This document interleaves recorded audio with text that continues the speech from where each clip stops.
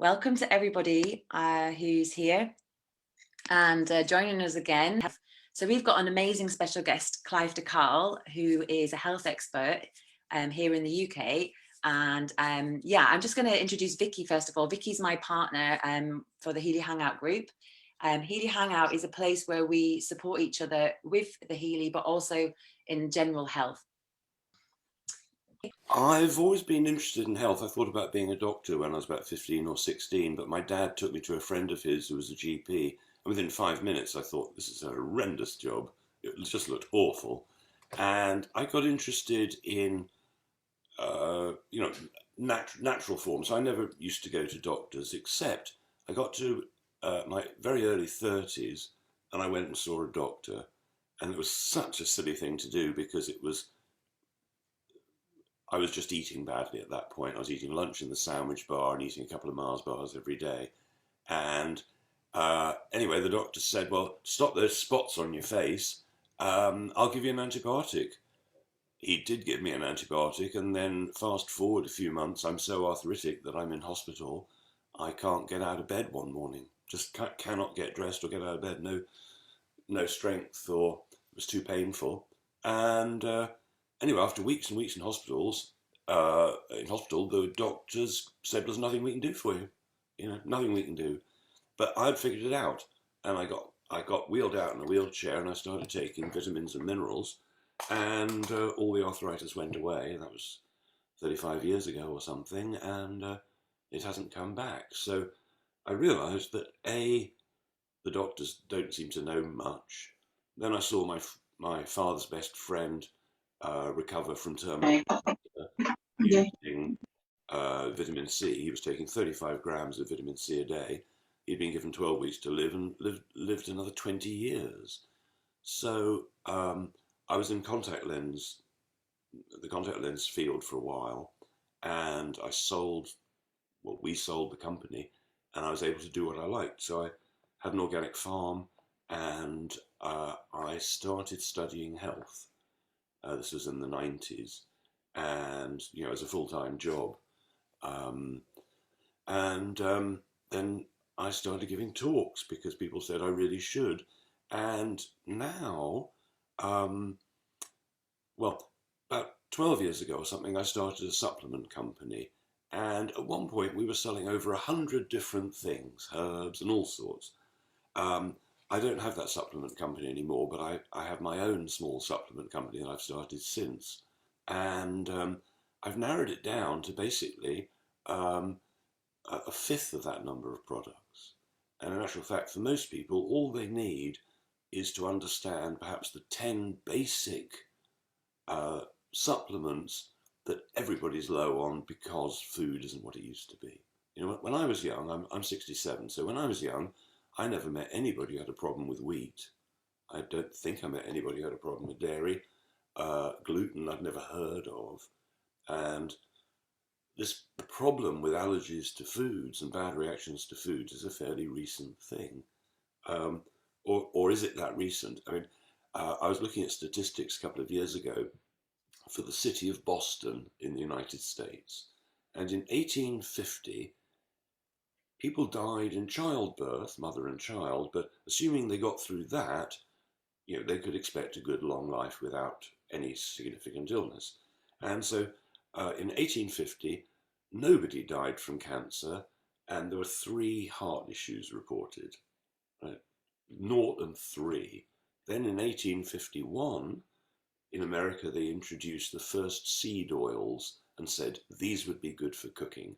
And immediately the death rate went up. And each time they brought out a new cooking oil processed in an unnatural way, it could be something that sounds nice, like sunflower oil or peanut oil or any of the vegetable oils. Our ancestors in 1850 would have ground them between stones to get the oil out, and that would have been a relatively cold process, and the oil would have been great. But these days, they shove the seeds in a 20-ton press or something like that and heat it up so they can squeeze every last drop of oil out. And in that process, they've made those sort of oils that come in bottles in the supermarket, quite honestly, very, very dangerous. very dangerous. And because almost everybody is eating those sort of oils, they don't realize what's going on with their vascular system and what's going on with their brain. So back in 1850, dementia, Alzheimer's really wasn't a known thing. It came in when people started being told to eat low fat. So, low cholesterol is good for you all of a sudden. Now, when I was young, it was the opposite. If you wanted a steak, it should be marbled with lots of yellow fat. That was desirable. The cream was the desirable thing, the cream of the crop, the fat of the land. And suddenly, the press and doctors and scientists demonized fat and cream and said you must go low fat, avoid it at all costs because you'll get heart attacks and die.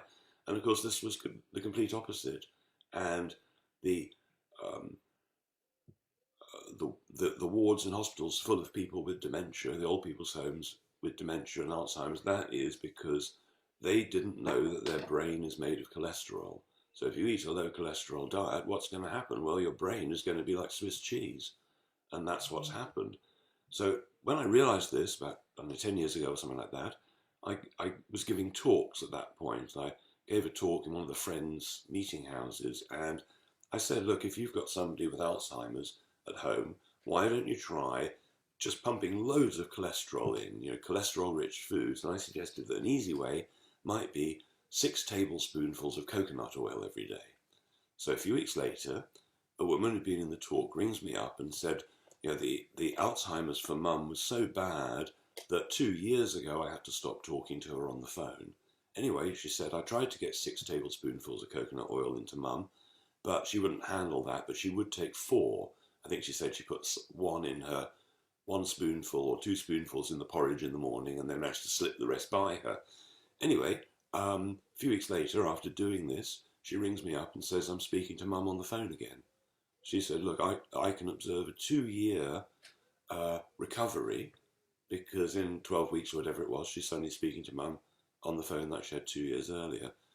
So it's that sort of basic information that we need to know about because, what else do doctors do? Well, they tend to look at people, test them and say, your cholesterol is too high. And they say, you've got to eat less cholesterol. But because the average doctor in England and the United States spends about 4 hours in 5 years of training, they don't know what they're talking about because doctors don't study health, they don't study cures, they don't study causes really, generally. They study drugs, surgery maybe if they're a surgeon, and radiation if they're a radiographer, but basically it's drugs to mask a problem. So when we start to realise that we're causing much of the problems in the first place by eating the wrong oils, say, but let's say that we're doing something else. One second, Clive. Let's just elaborate a little bit on this fat thing. So just to make it clear to some of the listeners that the brain is made of fat. So these good fats that are solid at room temperature, so things like butter, lard, coconut oil, are a really positive thing. And there's been this slander campaign against fat. So all these low fat spreads, low fat alternatives are actually detrimental, where we think that it's going to help with our weight issue or some other issues, when actually it's depleting the energy needed for the brain and other parts of the body that need these healthy fats.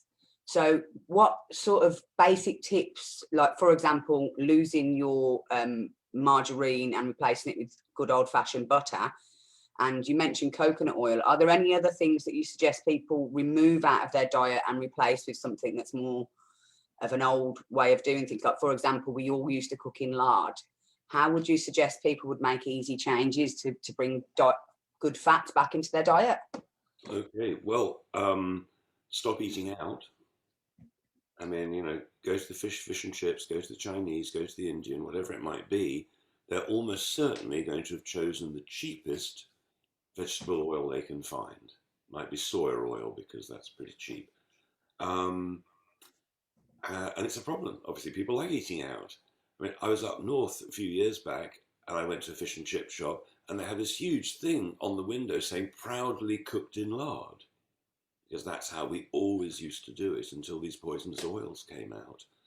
So we could be eating eggs, they're full of good cholesterol. We could be eating avocados.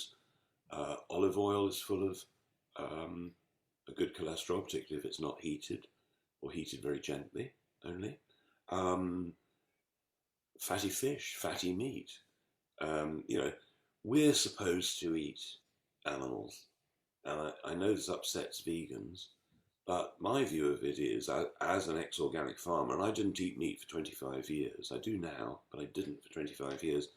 But now I realise that one cow, so to speak, can feed one person for 1 year.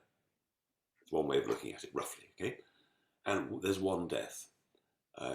Yeah, there are deaths of the parasites and the bacteria in the cow maybe, but there won't be parasites if it's a healthy cow, and all the bacteria will be beneficial bacteria if it's a healthy cow, i.e. it's been pasture raised, not shoved in a feedlot where it doesn't know what grass is, doesn't really know what sunshine might be.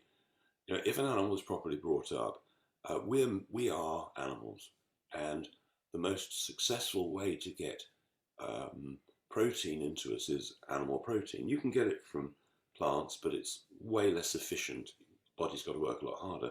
So the point is that if you plough a virgin field, you have destroyed the mycelial net, the fungal net which would have covered the field. By ploughing it, you've slaughtered thousands, tens of thousands, maybe hundreds of thousands of microbes in the soil.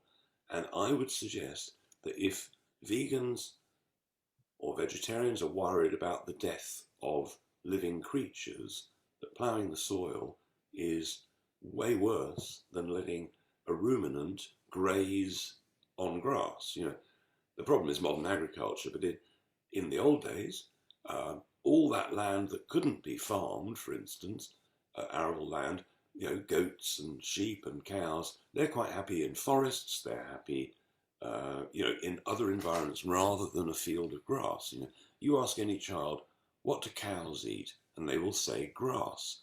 But this is like saying, what do people eat? And they say broccoli. Is that it? Just broccoli? Yes, that's all they eat, grass. But that's not true. You know, in the wild, the cow would eat the wild flowers, the herbs, the mushrooms, all types of different plants, right? And the idea of feeding a cow on a field that's only grass doesn't produce terribly healthy cows. Now, on top of that, if it's not an organic cow, then they can legally feed genetically modified plant materials to that cow. So they're feeding totally unnatural, DNA-altered plants to cows that never ate those plants, even when they were natural. You know, cows do not eat corn normally. Cows do not eat soya normally, but that's what most of the animals, chickens and whatever, are being fed, pigs. Well, I remember from one of the talks you did a while ago saying that 99% of soy in the world's soy is genetically modified. So even if you aren't using a soy product, because so many products have soy as an ingredient, most of it is genetically modified. And then if the ingredient isn't soy directly, the animal that was used was fed on genetically modified soy as well, because it's completely saturated every aspect of the industry. Do you want to elaborate a little bit on that, Clive? Well, just look at bread. You know, if your bread's in a packet, read the ingredients, you might be surprised. You probably think it's wheat, but you might find it's 40% plus soya. Then there are things like emulsifiers. You know, lots of foods have emulsifiers. You know, that's well, the word speaks for itself, but if you eat emulsifiers, are you going to get emulsified? You know, flour improver in bread is bromine, highly poisonous substance. But if I could just come back for a minute to cholesterol. So the doctors test your cholesterol levels and they say, oh, well, there's a good cholesterol and a bad cholesterol. Is that true? I don't believe so. I think all cholesterol has a purpose. There's no such thing as bad cholesterol. There may be an elevated cholesterol level, but my view is that the body never makes a mistake. The body is adaptive. And if there's a problem with the arteries, let's say that they're getting fragile, then the liver can take food that what didn't contain cholesterol and convert it into cholesterol. The liver can do that. And so let's say somebody's low on vitamin D, low on vitamin C, low on magnesium, just as 3 examples. It could be that their arteries are getting fragile, and as an internal bandage, the body lines the inside of the arteries with cholesterol. And this is a pretty well accepted explanation of what's going on. Remember that doctors don't study health, so they assume, oh, this person's got arteries that are full of cholesterol. The cholesterol must be the problem. I mean, that's logical, you might say. But when you realize that oils that we've been talking about damage arteries, lack of vitamin D, vitamin C, magnesium, and so on, many other things, can cause damaged arteries because the doctors aren't taught nutrition in any way. All they can do is give you a drug which takes away what they see as the problem. I mean, I think this makes sense. So pretty much everything that we've been taught at school has to be taken out of the box and re-questioned. Absolutely everything. I mean, everything. I think another interesting, if we're talking about fats and the demonized fats, I think another thing that's worth touching on is the demification of sugar. So obviously sugar is detrimental to the body. However, it's not as detrimental to the body as aspartame. What is aspartame and why is it bad for the body, and why should people avoid these sugar-free products, especially sugar-free drinks? Well, absolutely. Let me just start off by saying, if you've got a baby, stop anybody giving that child sugar for as many years as you can possibly do it without making it an issue that they then become a sugar addict. Sugar is incredibly dangerous. High fructose corn syrup, which is in many, many products these days, is even more dangerous. It rots the brain. Sugar is not good for you in large quantities. And so people have been using artificial sweeteners for, I don't know how long, probably 60 years, I'm guessing. And they are generally poison, one way or another. Yes, the body can tolerate some of them, but aspartame in particular is a very, very, very dangerous chemical. And it was only political pressure that got it through the regulatory bodies that are meant to stop poisons being given out.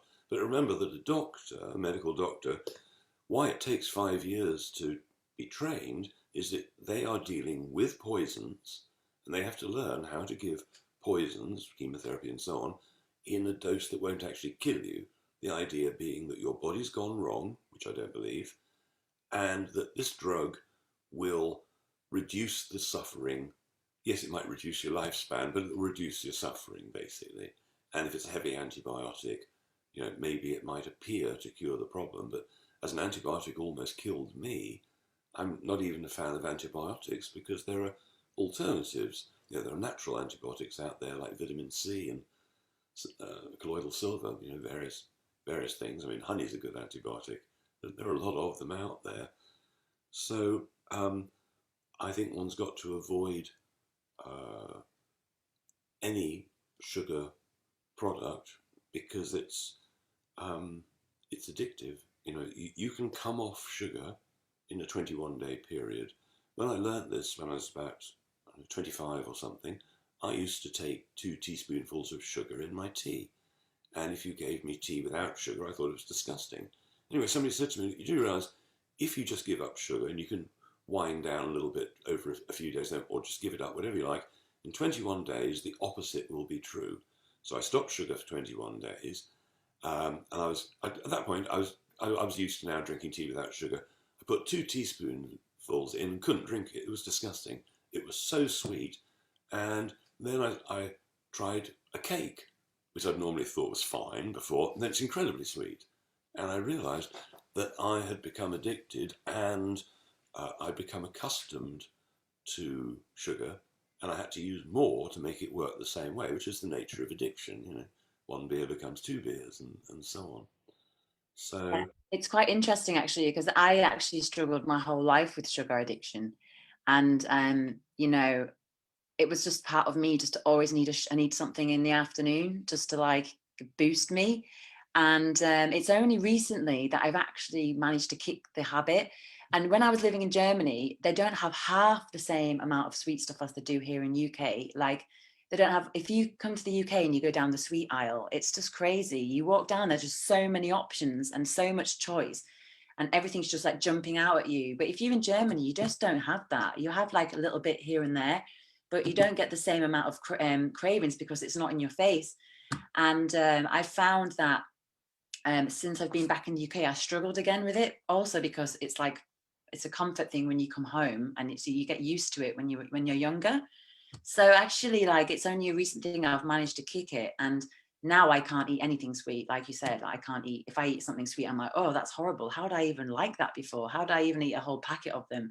So yeah, I think that a way to like to kick sugar addiction, it would be good to know like what, just would you say just going cold turkey is a good way to go, or just start to reduce it, or do you have any other kind of like supplements that can help people like kick a sugar addiction? Yeah, there are loads of ways to do it.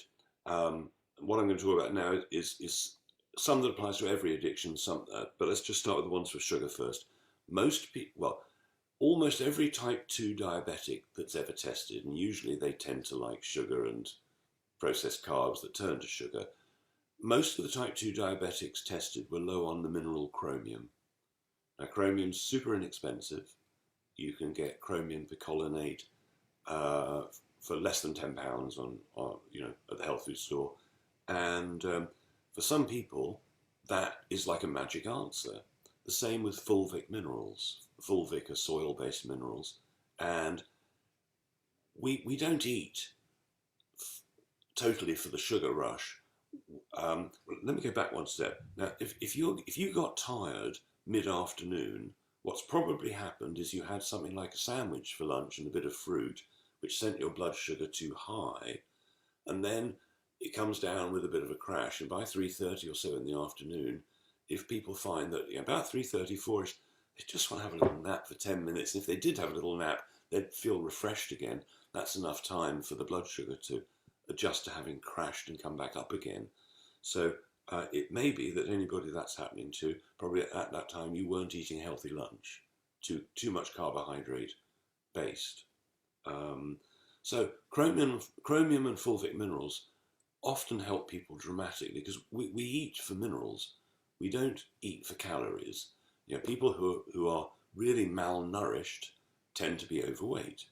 The more in starvation mode you are, the more overweight you're likely to be, because your body is driving you to get minerals, to get essential fats, to get amino acids, to get the vitamins. Your body at a subconscious level is driving you. So if you're not eating really nutritious food, stuff you've cooked yourself and it's hopefully organic and natural and really fresh, then you should be fine. But if you're eating food from the supermarket, then everybody is technically starving. They're lacking in every mineral. The whole works. So that will lead them to say, well, I know my tummy's big, but I need to eat more. It's not their fault. People, well, you're just a greedy pig. Well, it's not entirely that. It's that, your body is driving you to get more minerals in. It's like pregnant women who suddenly crave pickled onions, ice cream and coal or something. Their body is driving them because the body understands that, okay, the food you're about to eat may be poisoning you, but at least it's got the minerals in there somewhere. So what everybody has to come to terms with is how do they want to live their life? Let me give you an example. There's a knock at the door. Sorry. There's a knock at the door, and a woman's just getting off this incredible racehorse, carrying a young child, pretty much a baby. And the woman knocks at your door and says, I'm terribly sorry, but something urgent has cropped up. Would you mind feeding this horse? It's super hungry and it's worth £20 million. It's super racehorse. And would you mind feeding my child? I'll be back in a while. And puff of smoke, she's gone, right? So now you've got £20 million racehorse and a young child to feed. Well, what are you going to give them, right? Well, maybe oats. You might have some oats in the cupboard. No, you haven't got anything else. Oats. You could probably feed that to the young child. Probably feed it to the horse and get away with it for a while. Okay, so found the food. How much poison are you going to give the horse? You're going to add some poison now, and the baby also, you're going to add some poison because the oats are freshly ground and organic and old varieties, and they're perfect. So how much poison do you want to add to the horse? You know, how much do you want to poison the baby?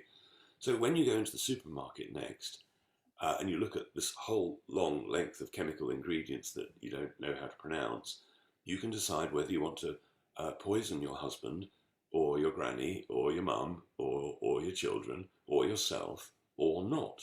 And if we carry on buying poisoned products that have been grown in a terrible way, we're supporting the evil empire, you might say, and we are shortening our lives, and we're destined maybe to end up type 2 diabetic or end up with a thyroid issue or whatever it is. And I've watched over the years as it's got more and more, illnesses have got more and more prevalent because people have been eating food that's got worse and worse. I've got a parcel coming to the door. I've just got to answer it. While you're here, I think we're just going to, Clive mentioned vitamins and minerals. So for anybody who doesn't understand the difference between vitamins and minerals are the microparticles. They're the smaller components. Clive will explain minerals really well, but the minerals allow the body to absorb the vitamins. So what can often happen is somebody will be deficient in a vitamin, but the root cause why they're deficient in the vitamin is because they're deficient in the mineral that helps the body to absorb the vitamin. And all minerals and vitamins have partners. So for example, vitamin C is partnered with magnesium. So when you take vitamin C, you should also take it alongside with magnesium, because the magnesium allows the body to absorb that vitamin C. What you find with minerals is they naturally come from the soil that the food is grown in. And because we're in such a depleted soil at the moment, because of the way that we farm, because Clive mentioned British agriculture and agriculture in general, agriculture now is about planting loads of the same thing. Now, nature doesn't plant the same thing in one place. Nature exists in a ecosystem and biodiversity. So when you see a healthy woodland or a jungle or even wild grass, there are many different varieties. There's birds and insects and bees and this whole ecosystem that supports the health of the soil and helps the remineralization of bringing the minerals that are locked deep underneath the soil up to the surface, that allows the top layer of soil to be biodiverse. So it's got the not only the vitamins and minerals, but also the bacteria that allows them to break down substances. But because of modern agriculture, so many fields are sprayed with petrochemicals. This is an international practice, and some of the stories from farmers are absolutely horrendous. I mean, there's things like Indian farmers committing suicide because they owe so much to the pesticide company that have sold them the pesticides at a ridiculously high interest rate on top of the crop, and then the crop dies, and then their land is basically ruined because of all these heavy pesticides they've been using. So because of because of international agricultural practices, the soil is so depleted that even the food that we think is healthy doesn't actually contain any minerals because the soil's depleted anyway. And then on top of that, it's got the petrochemicals that are sprayed on the crop that never really get removed through the process of before it gets packaged. And then the packaging itself adds more toxic load to the end product. So by the time we're eating it, it's got no mineral nutrient density because the soil was depleted in the first place, and it's got the heavy load of the pesticides that were sprayed on it to create that crop. Then it's wrapped in plastic. Then it's sat in the supermarket for a long period of time, where all the minerals that may have survived this heavy process may have survived, have then been depleted while they're waiting to be sold in the back of the supermarket. I remember Clive told me about a study that was done on oranges. I'm pretty sure it was you, Clive. a study done on oranges when they pulled them off the tree, and it had 25 milligrams of vitamin C in them. And then by the time they got to the supermarket, many of the oranges had nothing left at all. There was no vitamin C whatsoever because of the process of moving them from when they were originally grown. Was that your story, Clive? Well, yes, there was some vitamin C left, but not very much. I mean, you can set fire to the orange, burn it to dust, and the minerals are still all there.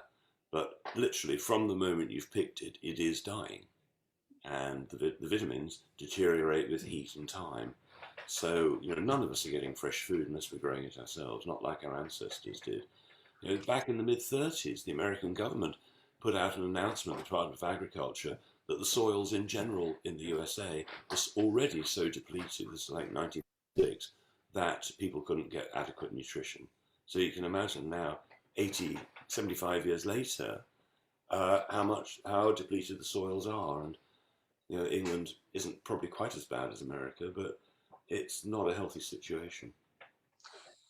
Could you explain for our listeners a little bit about the difference between minerals and vitamins, and why we need to take minerals, like fulvic minerals, alongside supplements, and how they work together? Okay, so minerals are usually metals like zinc, copper, phosphorus, potassium, magnesium, and lots of those minerals catch fire or explode. You get a lump of pure magnesium and you can light it, and it's so bright it almost blinds you. You could set fire to phosphorus, potassium. You can throw sodium, for instance, in water, and it'll catch fire and explode. Now, what are we? We're mainly water. So when you take sodium, salt has a lot of sodium in it. It's amazing we don't burst into flames. The minerals are powerful things, and they work in a balance. And because, as you say, with modern agriculture being so appalling now, it's out of balance. The minerals in plants are very different to what they were 10 years ago, to what they were 50 years ago, to what they were 150 years ago, because as the soils get more and more depleted, certain minerals run out. So you can grow a plant that looks okay with NPK, nitrogen, phosphorus and potassium, which were the three big chemicals that the chemical factories were knocking out to make explosives in World War One.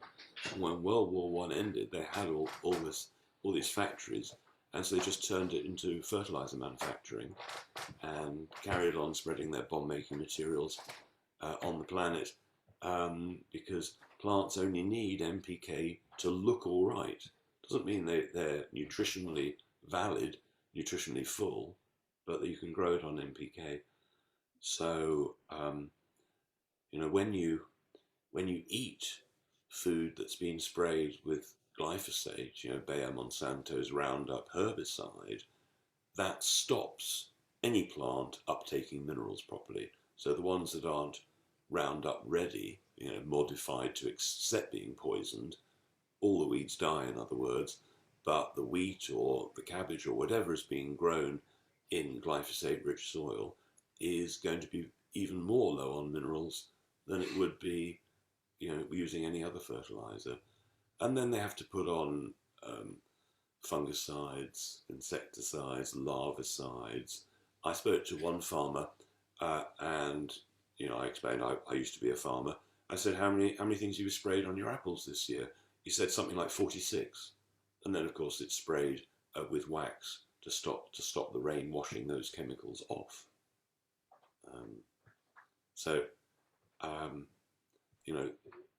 We are eating poisoned food and we don't know it. I mean, years ago, apples didn't have that waxy coating on it, because years ago they didn't spray them with wax. The food situation has got pretty desperate, and we have to be, the people who are listening to this podcast are going to be switched on, and we need to stop poisoning ourselves.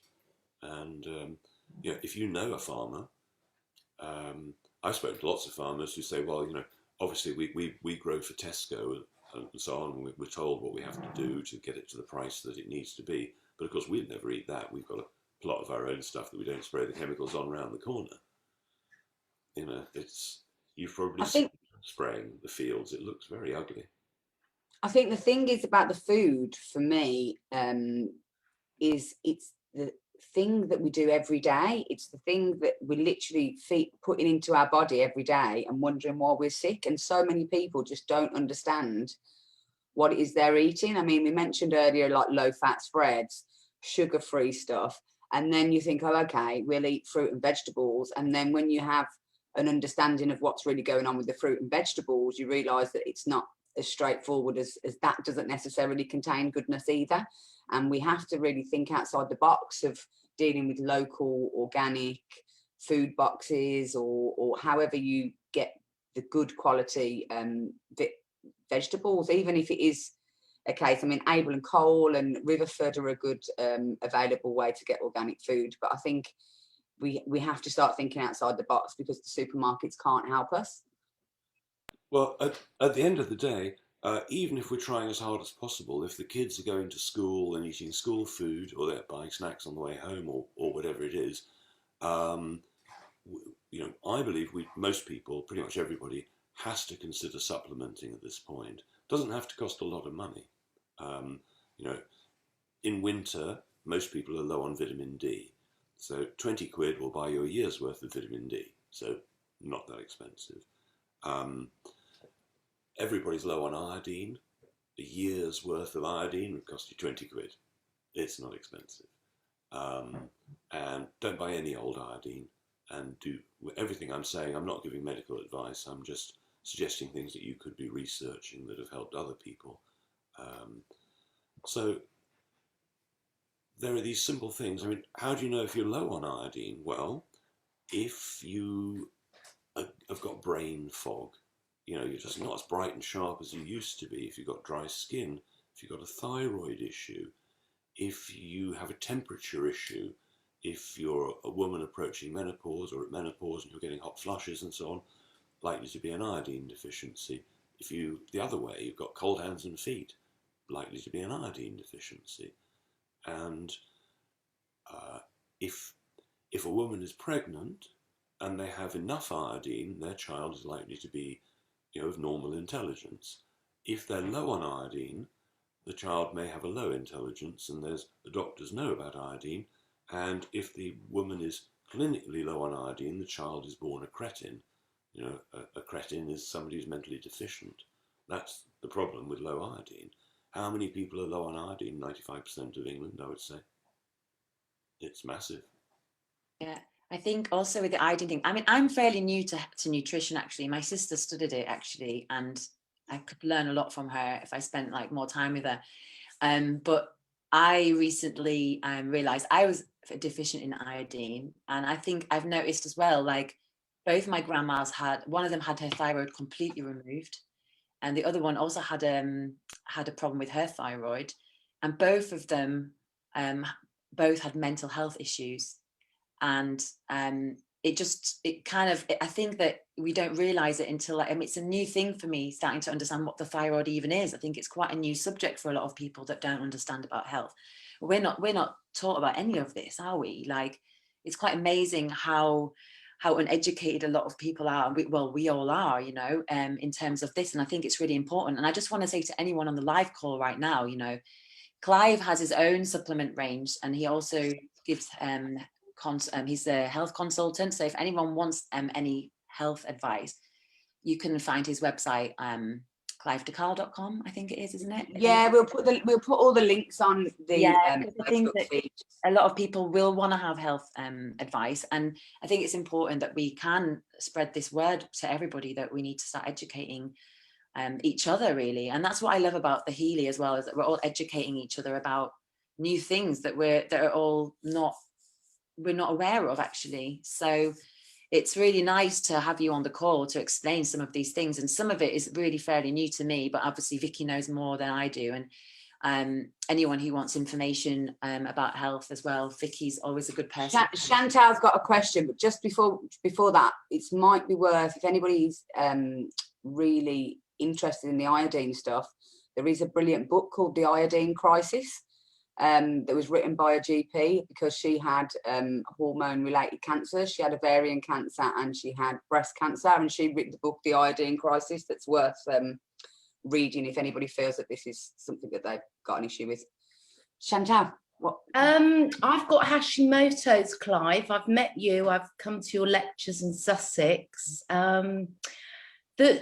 Every time I go to get, and I bought the iodine from you, iodine, and I look up different cross-referencing, they all say iodine's great for thyroid problems, except if you've got Hashimoto's. What have you got to say on that, please?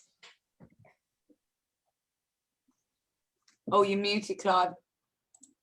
I don't necessarily agree with that, because everybody needs iodine. It's something that is essential to life. And I would, I mean, if you were super worried about it, you could get an iodine test done, an iodine loading test, which a doctor may do for you, conceivably a private doctor would for sure. Or you could get a health consultant to do one for you. But I believe everybody needs iodine. I think it's universal, and you can always try a tiny amount. You know, you could try 1 drop in some water and see how you feel. And if you feel fine, you could then a little bit later on in the day try another drop and see how you feel. But let's communicate after this, and I'll link you to some details. I don't do many consultations anymore, so people who want consultations are either going to have to wait a long time because I get very booked up, or I would recommend that they look at my secret health club. So I've got this club, and you know, as you know, behind a club you can say things and do things that YouTube or Facebook would never allow, and so it is a membership club. Yes, you do have to pay money to join it, but some years back I realized that I was collating this incredible information. People used to say, well, write a book, but actually I don't want to write a book. I find that really hard, but I can talk about it. But anyway, so over the years I realized that I was getting quite a lot of information, videos and articles and so on, that were really crucial. So I started, you know, an alphabetical list on the club, where if you've got this problem or that problem, you can go straight to it, and hopefully it will give you the information that you need. You know, you go to Google, it's all the information is on what used to be on Google, but there's so much of it. How do you know who to listen to? So over the years, as I say, I've tried to précis lots of information down to small chunks, so that one can be your own doctor rather than relying on people who just want to drug you. And there are some interesting pages. My favourites are probably would include the baby page. I'm very pleased with that one. It shows you how to hold a baby and stop it crying very quickly. It shows you how to have a baby go to sleep if it's tired, even if it doesn't want to go to sleep, really quickly. It shows you that babies on the day they're born have language, and they can tell you if they're hungry, they're tired, they need winding, they're having a poo. There are words, sounds, that you can learn to understand what your baby's saying on the day it's born. And babies who have been understood on the day they're born develop much more quickly and talk earlier and so on. And so that's the sort of thing, you know, things that really might surprise you in some areas. There's a great one about this woman who teaches children how to put on a blindfold where they see nothing, and teach them to see without their eyes. And some kids can learn in 5 minutes, others never learn. And children seem to have the ability up to about the age of 13 to be blindfolded and see without their eyes. And when you ask the children how they're doing it, a common answer is, I'm using my inner light. I mean, it's bizarre, right? But that's, Wow. you know, a couple of examples of what the information in the club is. And if you do join, you get discounts on products, so it's not quite as expensive as it otherwise might be if you want to buy some products. Amazing. Well, I think one of the main reasons for me to be so passionate about the Healy is this avoiding the cycle of pharmaceuticals and this kind of like in this negative loop of having one problem, taking tablets, and then having a numerous amount of problems because the tablets have got side effects, and then having to take more tablets for those side effects. And I think Clive is just a perfect example of the need of having to take your own health into your own hands, because he knows personally what can happen when the doctor takes over. And I think that once you really understand how much we're poisoning ourselves, it makes sense that our body isn't working correctly. It's like if we give the wrong fuel to the car every day, eventually the car's going to break, and it makes complete sense. And yet we're doing it to our bodies because we think that sugar-free, fat-free spread, and we think that they're acceptable to as a fuel for the body, and it's really not. So the Secret Health Club is just another tool to have in your bag to see what it is that's causing this symptom. We're living in an environment where we're constantly treating the symptom, and Clive's mentality and a lot of the healers that I work with, it's about getting to the core issue and resolving the core issue rather than constantly dealing with the symptom. So we've got 5 minutes left, Clive. Have you got 3 top tips that people could do as easily as possible, or something quick and easy that could fit into their life? Number one, don't accept a PCR test. Don't accept an untried, untested, so-called vaccines, which seem to be doing a lot of damage. Try and stay away from doctors. If you lose your health, go and find a health expert rather than a doctor who's never been taught about health. Understand that it is necessary to supplement. It's a shame, 150 years ago, nobody would have ever needed to supplement anything, probably very much. But now it's vital because everybody is depleted on virtually everything. And when we get stressed, we burn up things like zinc and vitamin C, but primarily magnesium. And magnesium is the big one that people need to understand how it can help. I've seen people who are suicidal within 24, 48 hours not being suicidal anymore when they took the right amount of the right type of magnesium. And the right amount might be much more than people might imagine. Some people literally need 12 capsules of magnesium in a day. If they're really low, they're in the basement low of magnesium, for a short time, they might need a lot. And for some people, it can suddenly be the answer to their sleeping problems. It can be the answer to constipation. It can stop heart palpitations in a day. It can stop muscle cramps. It can, over a period of time, reverse arthritis. It can, it's so important, magnesium. It's about happiness. It's about relaxation. It's about stopping anxiety. Anybody who's anxious, panic attacks, it's probably because you've run out of magnesium and you're running on empty. And it's not quite as cheap as the vitamin D and the iodine that I mentioned, but it's the price of happiness and health. People who have heart attacks, they're probably low on magnesium. I had a friend of mine who was a post-stroke physiotherapist in Birmingham, and he gave all his patients vitamin C and magnesium. He told them to bath in magnesium. And he got called for a meeting with his boss to say that he was the only area in the whole of the West Midlands that didn't have repeat strokes. And they said, "This is amazing. What are you doing?" And he said, "I suggest vitamin C and magnesium." He said, "You've got to stop that immediately. It's not on our registered drug list."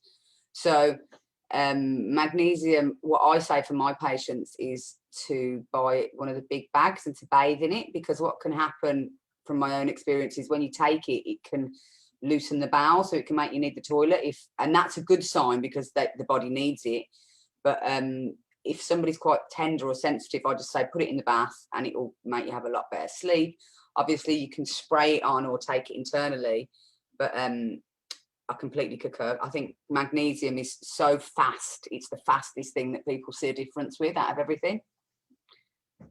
I think that while for many people the bath method might give them enough magnesium, there are a lot of cases where I've found that taking it internally works better, but one's got to choose the right type. On my website there's one that's a blend, which is, if you take it little and often throughout the day, loose bowels are very rare.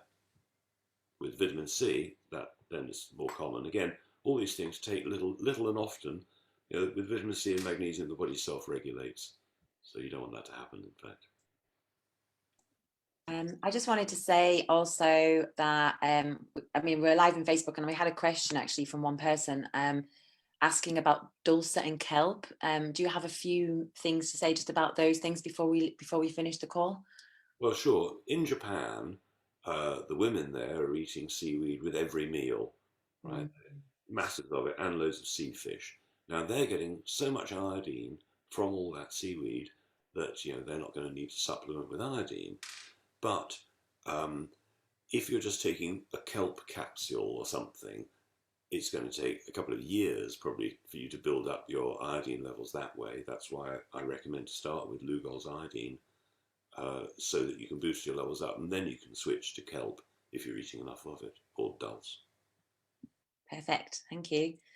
So I just want to say thank you for coming on, because we know it was like a last minute decision to get you on this call, but it's been really, really interesting, because I think that it's really important that we just spread the word about about health really with everybody, especially at the moment. And it's been really, really interesting. So thank you so much for coming and joining us here. Right. It's been a pleasure. I'd like to add one thing, that if somebody is supplementing with iodine, they also need to supplement with the right type of selenium. Selenium is very common in Brazil nuts. So if you're eating half a dozen Brazil nuts every day with your iodine, that would be good.